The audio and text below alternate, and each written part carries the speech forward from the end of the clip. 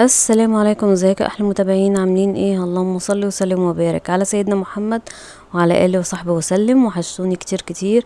خدت بس هدنه بسيطه كده، يعني بعدت شويه وبعدين قلت ايه نرجع بقى بالفيديوهات الجامده.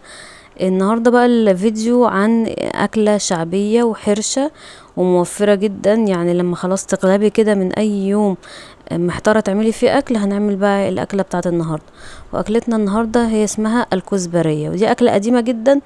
يعني جدود الجدود اللي هتلاقيهم كانوا بيعملوها، لكن ما زالت موجوده. هنعملها برضو تاني، مفيش مشكله. عندي فول.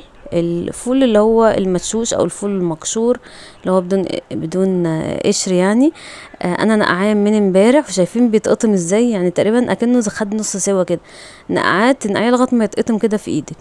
ودي حزمه كزبره، تخيلوا دي حزمه كزبره بس حبه قليلين جدا. معلقتين صلصة من الجاهزة، وضربت طماطم في الخلاط. التوابل بتاعتي الأساسي كمون وكزبرة وشوية شطة، وأنا حاطة بابريكا بس عشان يعمل لي لون الصلصة شوية، وبصل وفلفل رومي، وكمان توم. الفلفل الرومي هنا اختياري، ممكن ما تحطوهوش. تمام. انا بقى عشان اختصر الوقت حطيت شوية زيت، وحطيت البصل الفلفل الرومي مع بعض. ممكن تحطيهم ورا بعض، تحطي البصل الاول يدبل، بعد كده الفلفل. حطيتهم هما الاتنين مع بعض، وعليهم شوية ملح وشوية فلفل اسود لغاية ما يدبلوا. يعني اديهم نقعد نقلب فيهم كده لغاية ما تلاقيهم يدبلوا كده ولونهم يغير. بصوا، اكلة سريعة جدا، يعني اكلة هتلاقيها بتنجز معاكي. ومفيش بقى لحمة يعني بروتين نباتي بقى، هنمشيها بروتين نباتي. لما زي ما انتم شايفين دبلوا كده، حطيت توم، والتوم اختياري. ممكن مش كل الناس بتستحمل توم مع بصل، ممكن يكون بيتعب لهم القولون، ممكن ما تحطيش التوم ده خالص. لكن انا الصراحة بحبه. بس لكن اختياري زي ما انت عايزة. لكن الفول بيحب التوم الصراحة. فانا حطيت يعني تقريبا معلقة صغيرة توم من التوم اللي انا مفرزاه. تمام. وبرضه هبتدي اقلب لغايه ما ريحه الثوم تطلع. انا مش عايزه الثوم يتحمر، ولا ان هو حاجه تحمي على القلب كده. لا، انا اول ما اشم ريحه الثوم على طول هبتدي ان انا انزل بالفول المدشوش اللي هو المنقوع. لازم يبقى منقوع، يا اما هياخد منك وقت كتير في السوى. يعني لو مش منقوع وحطيتيه في الخطوه دي كده، لازم تحطي له شويه ميه يستوي الاول قبل ما نضيف الصلصه. فهو كده اكمنه منقوع، فيعتبر واخد نص سوا. فزي ما انتم شايفين انا عماله بقلب اهو الفول بتاعي مع البصل مع الفلفل الرومي والثوم بتاعي. واي حاجه من دول ما بتحبهاش شيليها، بس هو الاساس البصل الصراحه. لكن ما بتحبيش الفلفل الرومي والثوم، هتشيليه عادي، مفيش مشكله. هبتدي دلوقتي ان انا احط صلصه. كان اخر كده معلقتين صلصه عندي. الصلصه برضو دي عشان تعدلي بس اللون الطماطم بتاعتي، لكن برضو هي مش اساسي في الوصفة بتاعتنا خالص. لكن انا بحب احطها بس تعدل لي لون الطماطم. انا ضفتها الاول وشوحتها كده مع الفول بتاعي تشويحة كده بسيطة. وبعدين هبتدي انزل بالطماطم المضروبة بتاعتي. شايفين الطماطم برضو عندي مش حمرا قوي، فده اللي خلاني حطيت الصلصة. ودايما طالما في بقى صلصة وفي طماطم، هحطيت معلقة صغيرة سكر والتوابل بتاعتي. تمام. التوابل بتاعتي طبعا اكلات الشعبية، اي حاجة فيها فول اساسي كمون وكزبرة زي ما قلت، وشوية شطة وشوية بابريكا. وهظبط الملح بتاعي، ونبتدي كده ايه نقلب. وانا الطماطم اللي انا حطيتها، وحطيت كمان شوية فلفل اسود اهو.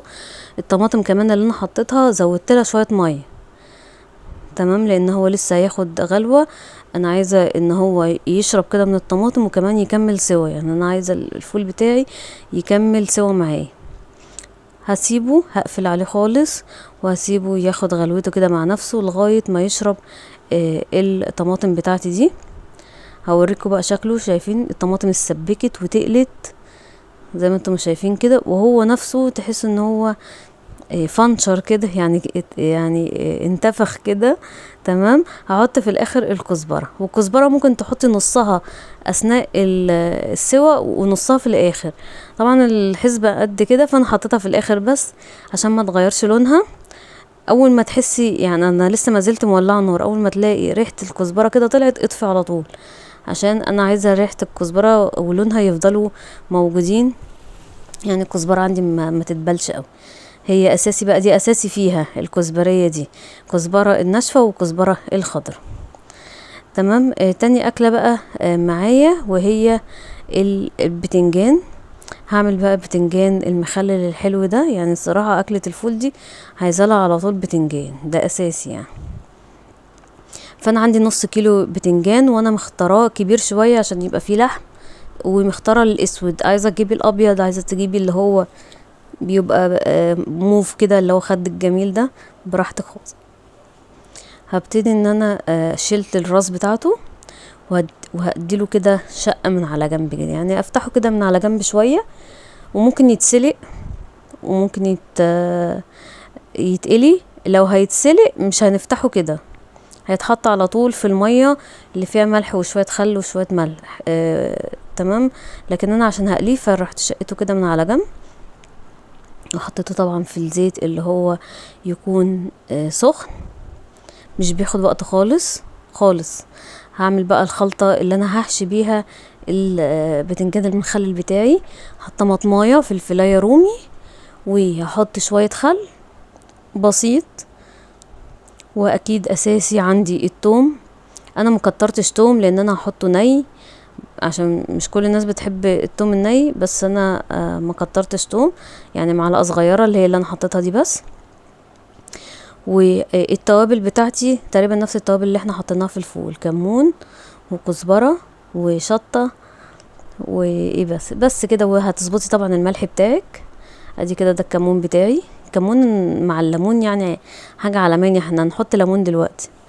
وشوية شطة بسيط خالص، يعني عايزاه يبقى مشطشط سيكة، مش ان هو يعذبنا يعني. واظبطي طبعا الملح ما يبقاش حادق قوي، يعني السر عشان يطلع معاكي حلو ما تحدقهوش، وما تزوديش التوم، ما تزوديش التوم الني. وهبتدي ان انا اضيف الليمون بتاعي. ما زودش التوم ليه بقى؟ لان في ناس بتروح مشايله الخلطه واكلاه كده، لا انا عايزاه يتاكل بالخلطه بتاعته فيبقى طعمه معتدل. هضربه في الكبه او تضربيه في الهون زي ما انت عايزه. الطماطم هي بقى اللي مدياله اللون، تحس اللون البني محمر كده شويه، فانا بحب احط طماطم، ودي مش اساسي برضو الطماطم، يعني ممكن تضيفي فلفل بس، وممكن بدل الفلفل الرومي فلفل حراق. بعد ما طلعتهم من الزيت انا بحب اعملهم سخنين عشان يشرب كل الخلطة اللي احنا عملناها دي، فهو سخن جدا، فبتعامل معاه كده بحرص. هحشي بقى كله، طبعا نص كيلو حلو، يعني عمل لي عدد كويس. هو مش غالي خالص، ب10 جنيه الكيلو تقريبا. فالخلطة بقى اللي بقيت بحطها في العلبة دي بتاعت ايكيا دي، وبحطها في الفريزر، وتستخدمها مرة تانية، تطلعها تفك وتستخدمها، بيجرالهاش اي حاجة. شايفين عامل زي التورته جميل جدا. ماما دايما كانت تعمله لنا كمان جنب ملوخيه، مش عارفه ليه اساسي جنب الملوخيه. فعملنا كده البتنجان، وعملنا كمان الفول بتاعي. الفول كمان انا قدمته بقى جنب رز بشعريه زي ما انتم شايفين. يتاكل بالعيش كمان حلو، بس انا حبيته مع الرز قوي، مش عارفه ليه. شكلي شايفين منظره تحفه، يعني منظره عظمه الصراحه، وطعمه حلو قوي، ووجبه متكامله لوحده، يعني بروتين نباتي، وجبه متكامله. انا طبعا عماله اكل وعماله بدوق، فلا وجبه متكامله بجد، مش محتاجه بقى لا تعملي جنبه لحمه ولا فراخ ولا الكلام ده. وكمان مفهوش القشر، الناس اللي معدتها بتوجعها من القشر. فايه رايكم بقى في الفيديو بتاع النهارده؟ اشوفكم بقى ان شاء الله في فيديو جديد، ما تنسوش تدعموني باللايك. السلام عليكم.